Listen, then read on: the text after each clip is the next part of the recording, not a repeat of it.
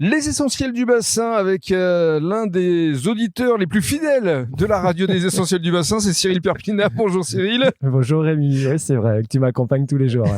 Que ce soit dans la serre aux délices ou à la maison. À la serre aux délices, à la maison, les enfants te connaissent par cœur. Voilà. Je vais te dire là, tout le monde est au courant. C'est du 7 sur 7. C'est du 7 sur 7. Non-stop.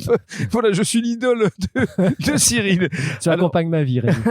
J'en suis ravi parce que ça fait quelques années maintenant qu'on se connaît. Hein. Oui c'est vrai, du personnel et professionnel. Depuis que tu avais repris la serre aux délices, parce qu'à l'époque ça s'appelait comment ? Le Jardin des Senteurs. Le Jardin des Senteurs. Oh, ça fait 10 ans qu'on s'accompagne. 10 ans déjà.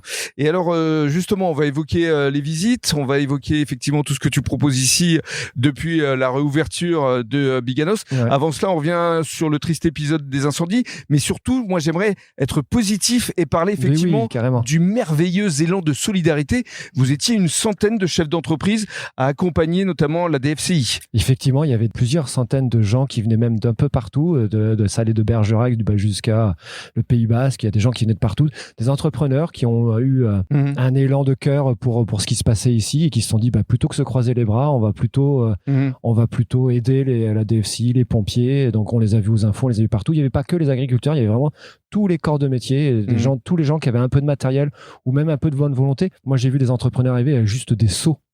Juste des seaux, rien de plus. Et alors, 2 bras, la bonne volonté, des seaux. Justement, vous aidiez les sapeurs-pompiers pour le front chaud, c'est-à-dire vraiment les incendies avec les grosses flammes pour les approvisionner en eau. En eau, oui. Et puis de l'autre côté, c'était les fumerolles. Voilà, de l'autre côté, il y avait toute une armée de petites fourmis, effectivement, équipées d'arrosoirs, de seaux, de lances à eau, de petits jets d'eau, etc., qui essayaient d'éteindre les fumerolles pour éviter les départs de feu, ce qui permettait aux pompiers d'être disponibles pour le front plus important, quoi. Et avec effectivement d'autres bénévoles qui venaient vous approvisionner aussi en nourriture. Oui, c'était merveilleux, ça. C'est-à-dire qu'on travaillait et on avait des gens, des boulangers, des gens, n'importe qui venaient avec des voitures pleines de sandwichs, pleines de tout ce que tu veux, des pâtés, des compotes, alors j'en ai bouffé des tonnes, et des bouteilles d'eau pour nous dire allez-y, est-ce que vous avez besoin de quelque chose ?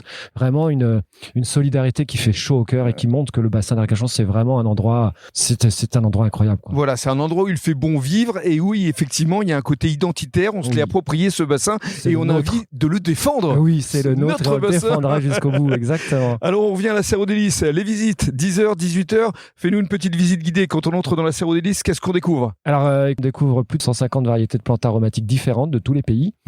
Et en fait, j'accompagne le visiteur dans la dégustation de ces différentes plantes en fonction de ce qu'il aime, en fonction de ses besoins techniques, c'est-à-dire le type de jardin, type de sol, d'où il habite, etc. Puis on se fait plaisir. Voilà. Alors quelles sont les plantes qui fonctionnent le mieux là, durant cette période estivale ? Dans cette période estivale, ce qu'on peut planter, c'est toutes les ligneuses, type lavande, type immortelle d'Italie, et celles qui sentent le curry, type l'œillet passion, qui sont des plantes très résistantes qu'on peut planter n'importe quand dans l'année.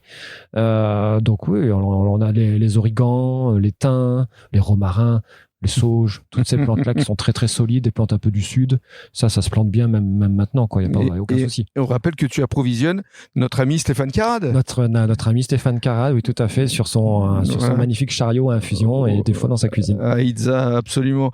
Et justement, Stéphane sera notre invité demain. Et alors, je voudrais conclure justement avec le site internet parce qu'on peut aussi te solliciter par le biais du site internet pour s'approvisionner en plantes comestibles. Oui, tout à fait. On est depuis le Covid maintenant, on a ouvert un site internet qui marche de mieux en mieux et qui permet à tout le monde de se faire livrer chez soi des plantes. Oui, parce que j'ai vu un certain nombre de cartons là dans le jardin. Oui, tout à fait. Ça part demain matin, ça. Donc, serreausdélices.com, tout simplement. Exactement, le plus simple du monde. Très bien. Merci beaucoup, Cyril. Merci, Rémi. Et continue à écouter la radio. J'y manquerai pas. Les essentiels du bassin. Merci. Toi aussi, tu fais partie des essentiels, justement. C'est gentil, merci.